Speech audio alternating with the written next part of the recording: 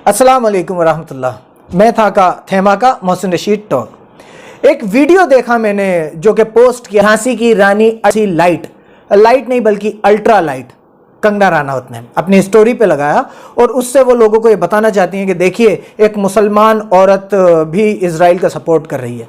और उस वीडियो में एक औरत है जो ऐसे वीडियो शुरू कर रही हैं, अस्सलाम वालेकुम दोस्तों ऐसे करके, और वो बताना चाह रही हैं कि क्यों और किन वजूहात से वो इजराइल को सपोर्ट कर रही हैं। अस्सलाम वालेकुम दोस्तों, ये वीडियो बनाने का रीज़न ये था कि मैंने ट्विटर पे जो अपने ओपिनियंस रखे हैं कि आई स्टैंड विद इजराइल, उस पे मुझे बहुत सारा बैकलैश मिला है। बहुत सारे लोग ये पूछ रहे हैं कि किस तरह की मुसलमान है जो फ़लस्तीनियों के साथ नहीं खड़ी है और कहती है कि आई स्टैंड विद इजराइल। दोस्तों, इसके बहुत रीजंस हैं। तो उन्होंने सबसे पहली बात जिससे मैं बहुत मुतासिर हुआ, जिससे मुझे रास्ता दिखा, वो उन्होंने कही कि मैं हिस्ट्री में गई। तो मुझे लगा भाई हिस्ट्री में तो जाना चाहिए, तो मैं इनकी हिस्ट्री में गया। तो जानिए आप इनकी हिस्ट्री में क्या मिला। इनका बेसिकली नाम है जो ये सर्कुलेट कर रही हैं यूट्यूब चैनल्स और फेसबुक के थ्रू, याना मीर। मतलब लोगों को लगे कि यार बहुत मीर ख़ानदान से हैं, कश्मीर की हैं, तो बहुत बड़ी मुसलमान होंगी। असल में जो आजकल ट्रेंड चल रहा है, जैसे वो एक काजल हिंदुस्तानी औरत है, दूसरी औरत ये हैं, इन लोगों को अपने नामों से परेशानी है। इनके माँ बाप ने इनका नाम रखा सुहानी याना मीर चंदानी। ये मीर चंदानी है, लेकिन इन्होंने पहले तो सुहाना को उड़ा दिया, उसके बाद इन्होंने याना मीर चंदानी चलाया थोड़े दिन तक, उसके बाद इन्होंने आखिर के चंदानी को भी उड़ा दिया। अब ये अपने आप को रिफ्लेक्ट कराती हैं याना मीर के नाम से। तो ऐसा लगता है भाई बहुत ही दीनदार और ऐसे मुसल्ला बांध के बैठी हैं कि बहुत कोई तगड़ी मुसलमान लड़की है जो फैक्ट्स की वजह से इजराइल को सपोर्ट करती है। तो जब मैं इनकी हिस्ट्री में गया तो मुझे मिला इंडिया टुडे का एक आर्टिकल। तो इनकी बातों की बात तो बाद में करेंगे, पहले इनकी शख्सियत पे बात करते हैं। तो इनकी शख्सियत जब मैंने जानी, इंडिया टुडे का एक आर्टिकल है उससे पता चला, तो ये कश्मीर के सोनमर्ग से ताल्लुक रखती हैं, लेकिन इनको थोड़ा सा दम भी निकलता है इनका, इसलिए अपनी आइडेंटिटी इतनी आसानी से रिवील नहीं करती। वहाँ के लोग थोड़े से अलग हैं, दीन के खिलाफ, इस्लाम के खिलाफ बोलने पे वो अल्लाह जाने क्या कर जाए, तो दम ज़रूर निकलता है इनका। ऐसी बात नहीं है कि बिल्कुल ही डरती नहीं, दम निकलता है। तो इसलिए इन्होंने इंडिया टुडे से कहा कि सिक्योरिटी रीजंस की वजह से मेरी आइडेंटिटी रिवील ना करें, उतना ही बताएं जितना ज़रूरी है। ठीक है साहब। उसके बाद बड़ी बात जो समझ में आई, बहुत हैरान कर देने वाली, वो ये है, जो आपको भी हैरान करेगी, वो ये है कि ये इधर तो वीडियो शुरू कर रही हैं अस्सलाम वालेकुम दोस्तों ऐसे करके, और दूसरी तरफ ये खुद जाके और मंदिरों में ढोक भी दे रही हैं। दोस्तों, शिवाजी पार्क में एक छोटा सा मिनी सिद्धिविनायक टेम्पल भी है, आइए हम उसके दर्शन करते हैं दिस वे।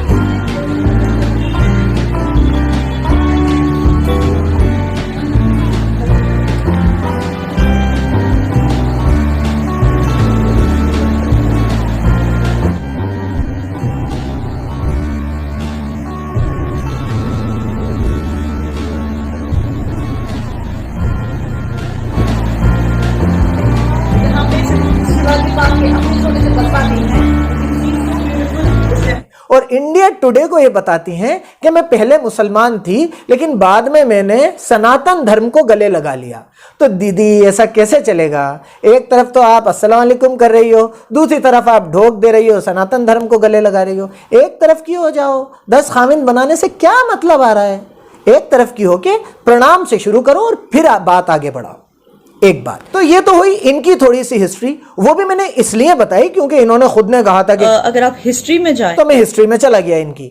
अब बात करते हैं इनके लॉजिक्स पे। इन्होंने जो वजूहात बताई कि why she is supporting Israel.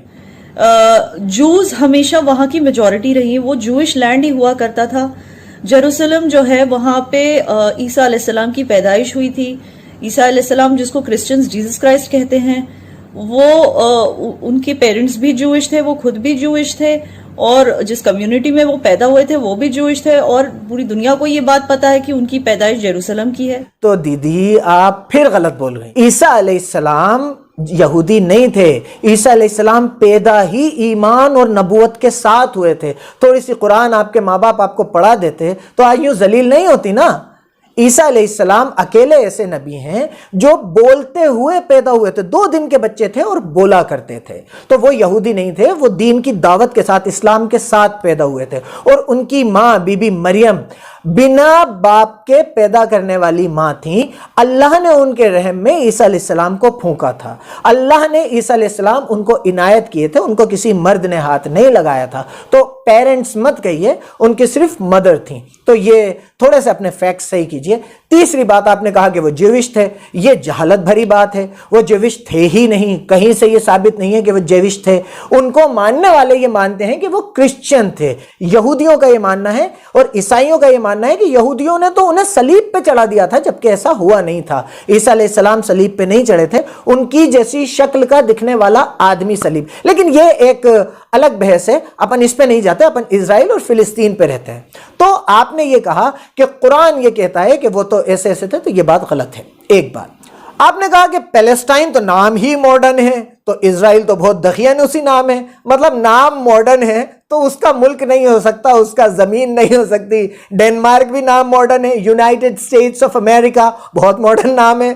तो आपको ये श्रीलंका और बांग्लादेश ऐसे नाम तो इधर ही मिलेंगे, उधर कहाँ से मिलेंगे? ये बात गलत है। आपका भी नाम मॉडर्न है, सुहानी, याना, मीर, चंदानी, तो आपके वजूद को झुटला दूं मैं?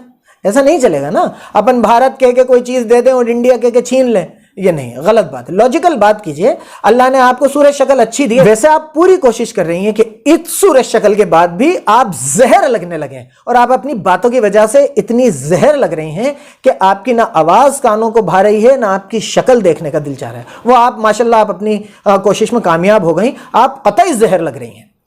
तो इसके आगे अपन बढ़े कि जो टेम्पल माउंट है जिन जूस का, उसका जिक्र कुरान पाक में भी किया गया है, उसका जिक्र कई सारे मुस्लिम स्कॉलर्स ने अपनी पब्लिकेशंस में भी किया है। तो ये एक और एविडेंस है कि पहले से वहां पे जूस की सेटलमेंट्स पहले से थी, वो जूइश लैंड ही है। आपने कहा कि इसका तो कुरान में जिक्र है कि हमने ये जमीन यहूदियों को दी है और ये हमेशा से यहूदियों की है, तो इसका ये एविडेंस है। मुझे बहुत अच्छा लगा कि आपने कुरान की बात को एविडेंस माना। तो मैं आपको कुरान की 2-3 बातें और बता देता हूं।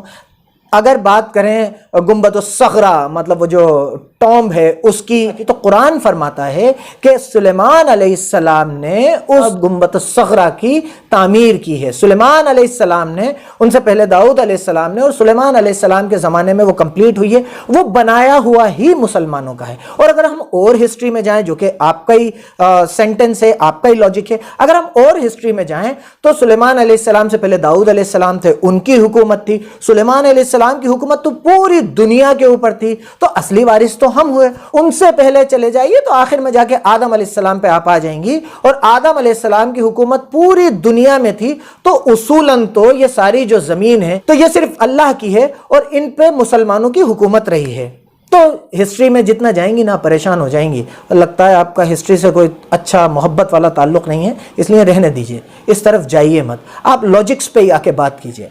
तीसरी बात आपने कही जो मुझे थोड़ी सी लॉजिकल लगी, तो उन्होंने रिस्पेक्टफुली 1990 का ओस्लो अकॉर्ड साइन किया, जिसमें उन्होंने गाजा पैलेस्टीनियन अथॉरिटीज को हैंड ओवर कर दिया, सिर्फ उन फलस्तीनी मुसलमानों की रिस्पेक्ट करते हुए जो वहां पे रहते, वहां पे जूस भी रहते थे, मगर उन्होंने कहा कि कोई बात नहीं, हम इसको पैलेस्टीन को हैंड ओवर कर देंगे। ये 1990 के ओस्लो अकॉर्ड में ये बात इसमें जारी होती है कि ओस्लो अकॉर्ड के मुताबिक बेचारे फिलिस्तीनियों को इजरायलियों ने ये दे दिया था कि लो चलो ठीक है, कोई बात नहीं, तुम ले लो। ऐसा हुआ था? अरे यार, मुझे तो पता ही नहीं था। लेकिन मुझे एक बात पता है जो आपको पता नहीं है।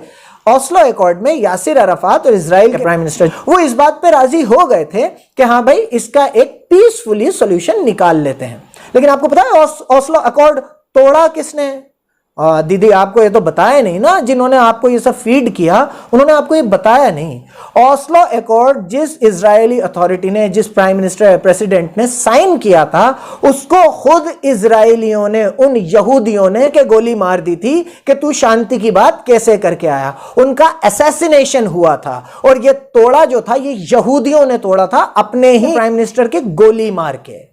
ये तो आपने बताया नहीं कि आपकी तो हिम्मत की तो मैं दाद देता हूं, आप यहीं नहीं रुकी। इसके बाद आपने कहा कि इजरायलियों ने उसको जीत लिया था। तो दीदी कोई बात नहीं, इजरायलियों ने जीत लिया था तो उससे पहले मुसलमानों ने भी तो जीत लिया होगा। या चलिए इजरायलियों ने उस वक्त जीत लिया था तो अब फिलिस्तीनी जीतने की कोशिश कर रहे हैं, क्या बुरा है इसमें? मतलब इजरायली तो जीतने की कोशिश करें और फिलिस्तीनी जीतने की कोशिश नहीं करें, ऐसा मतलब ऐसा कैसे चलेगा दीदी? उसके बाद आप यहीं नहीं रुकी, आप आए हमास पे। मैं आपको क्लियरली बता दूं दोस्तों, हमस जो टेररिस्ट ऑर्गेनाइजेशन उसको क्यों कहा जाता है, क्योंकि उनकी बुनियाद ही है जूस की नफरत। ये ऑर्गेनाइजेशन बनी है जूस की नफरत पे। इन्होंने इलेक्शंस जीते हैं जूस के खिलाफ नफरत को प्रोपगेट करके। हमास की बुनियाद यहूदियों के खिलाफ नफरत पे रखी गई है, तो इसलिए वो टेररिस्ट ऑर्गेनाइजेशन है। आप उसे चुनाव जीतने के बाद भी गवर्नमेंट नहीं मानेंगे। दीदी एक बात बताइए, जिनको आप पूजती हैं नरेंद्र मोदी जी और अमित शाह जी, उनकी पार्टी की बुनियाद हिंदुस्तान में मुसलमानों के खिलाफ नफरत पे नहीं रखी गई। वहां तो हमास अगर नफरत की राजनीति करे तो हमास टेररिस्ट, और यहां बीजेपी नफरत की राजनीति करे तो आपका माई बाप। इसके बाद आप यहां भी नहीं रुकी, आपको सब्र नहीं आया कि मैं अपनी इतनी बेइज्जती पे खामोश हो जाऊं। आपको पता तो सब होगा कि कोई ना कोई मुझे जलील जरूर करेगा फैक्ट्स पकड़ के, लेकिन आपको सब्र नहीं आया। इसके बाद आप कहती हैं रमजान के आखिरी जुम्मे वाले दिन तो दीदी जुम्मा नहीं होता, जुमा होता है। थोड़ा सा तो एक बार है ना, जब आपको मुसलमान प्रिटेंड करना है ना तो थोड़ा सा और मेहनत कीजिए। वो मैंने पढ़ लिया कि आप सनातन धर्म को गले लगा चुकी, लेकिन फिर भी आपको प्रिटेंड करना पड़ेगा। वैसे मेरा ये वीडियो काफ़ी मुसलमानों तक पहुंच जाएगा, आगे आपके इतने मोहब्बत वाले सलाम से कोई धोखे में नहीं आएगा, लेकिन फिर भी आपको काम करना चाहिए। तो जुमे के दिन इजरायलियों ने, उन यहूदियों ने मुसलमानों पर हमला किया था। एक भी वीडियो ऐसा नहीं है जिसमें पहले जो वहां पर नमाजी थे उन्होंने हमला किया। आपने कहा कि अरब नेशंस बहुत सारे ऐसे हैं जो इजराइल के साथ खड़े हैं। तो दीदी कुछ भी हो, पूरी दुनिया इजराइल के साथ खड़ी हो, हम अकेले भी होंगे ना, हम 3 भी होंगे, 313 भी होंगे, तो भी हम फिलिस्तीन के साथ और मस्जिद अक्सा की हिफाजत में खड़े रहेंगे। आप जैसे न जाने कितने मुनाफिक आए और जने कितने चले, लेकिन आप तो मुनाफिक भी नहीं हैं, आप तो खुलेआम सनातन धर्म को गले लगा चुकी हैं। उसमें चलिए खैर, आप तो ये कहेंगी, कोई बात नहीं। अब आपसे आखिर में, बिल्कुल आखिर में, मैं आपसे लोगों को जरा सा और इंट्रोड्यूस करवा दूं कि आप हैं क्या असल में। ये कुछ वीडियो क्लिप्स हैं हमारी याना मीर चंदानी के, सुहानी याना मीर चंदानी के। आप देखिए कि इनका इनकी हिस्ट्री क्या है। और अगली बार हमारे प्रधानमंत्री के बारे में कुछ भी बोलने से पहले 10 टाइम आप सोच लेना। चलिए सुनिए। तो ये पक्की मोदड़ी की हैं, पक्की भक्त हैं। मैंने मोदड़ी की कहा है, मतलब मोदी को जो सपोर्ट करने वाले होते हैं वो मोदड़ी के होते हैं, और ये मोदड़ी की हैं। तो गाली मत समझिएगा, मैं गालियां वालियां नहीं बकता हूं। तो ये पक्की मोदड़ी की हैं, हर जगह मोदी को सपोर्ट कर रही हैं, और ये यहां तक कह रही हैं जिस तरह का हेट्रेड फलस्तीनियों के दिल में है जूस को लेके। तो मैं एक छोटा सा क्लिप इंग्लिश में है, उम्मीद है हमारी सुहानी याना मीर चंदानी समझ जाएंगी, और वो झांसी की रानी अल्ट्रा लाइट को भी भेज देंगी। ये वीडियो जरूर देखें कि किसके दिलों में किसके लिए नफरत भरी हुई है। כשאני אומרת לכם ירושלים, מה עובר לכם בראש? מה זה ירושלים? בית המקדש. כותל, מה כן. עוד? מי מאמין שבית המקדש ייבנה בשנים הקרובות? מה יש שם עכשיו על בית המקדש? אז מה יקרה עם המסגד? יישבר? אם מכם פגש בשנה האחרונה ילד ערבי? איפה פגשת ילד ערבי? ליד הכותל. דיברת איתו? לא, הוא דחף אותי, אבל לא הלך. ומה קורה כשאתם רואים ילד ערבי? מה אתם מרגישים? פשוט זעם. זעם? מה קורה כשאתם פוגשים ילד חילוני? מרחם עליו שלא נולד חרדים. למה אתה מרחם עליו שלא נולד חרדי? מה הוא מפסיד? הוא לא הולך לדבר חרדים. כשאתם חושבים על ירושלים בעוד 10 שנים, כולם חרדים? לא כולם חרדים. ערבים חלק חרדים. כולם יהודים, ויש גם ערבים שהם עבדים. תהיה משיח, הבנתי, כן, מה אתה אומר? שמלחמה כל הערבים ימותו, וחלק מהם יהיו עבדים. קיבלת את כל הסיפור שלו. ילדים, תודה רבה. תודה רבה. תמשיכו להצליח ולראות אתכם בישיבות. तो ये देखिए आपने लॉजिकल बातें, और जैसा कि आपको पता है मैंने काजल हिंदुस्तानी जी से भी एक बात करी थी लास्ट में, मैं इनसे भी एक बात कहना चाहता हूं ताकि कल को आगे इनके वीडियोस अच्छे बने। सुहानी जी, दीदी, आप है ना एक काम कीजिएगा कि अगली बार जब वीडियो बनाए ना तो आप हर वीडियो में ये बहुत ज्यादा करती हैं। आपने 7 मिनट के वीडियो में करीब 35-40 बार कर दिया, बहुत बुरा लगता है। एक तो आपकी शक्ल जहर लग रही है, दूसरे आपकी आवाज जहर, तीसरे बात ये बीच बीच में जो होता है ना, ऐसा लगता है आपको मतलब हम जाने क्या कर रहे हैं जिसकी वजह से आप कर रही हैं। तो ये करना कम कीजिए, ये बहुत बुरा लगता है आपके वीडियोस में, बहुत ही जहर लगता है। मतलब सब कुछ जहर, उसके ऊपर ये और जहर।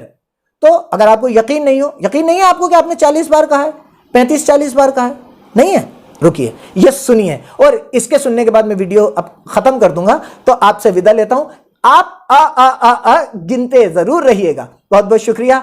मैं था का थेमा का मोहसिन रशीद टॉक। अस्सलाम वालेकुम दोस्तों।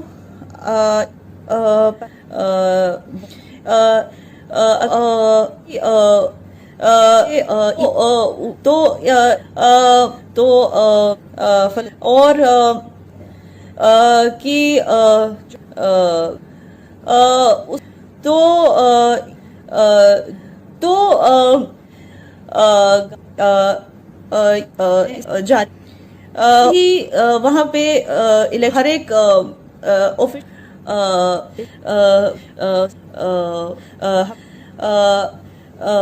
या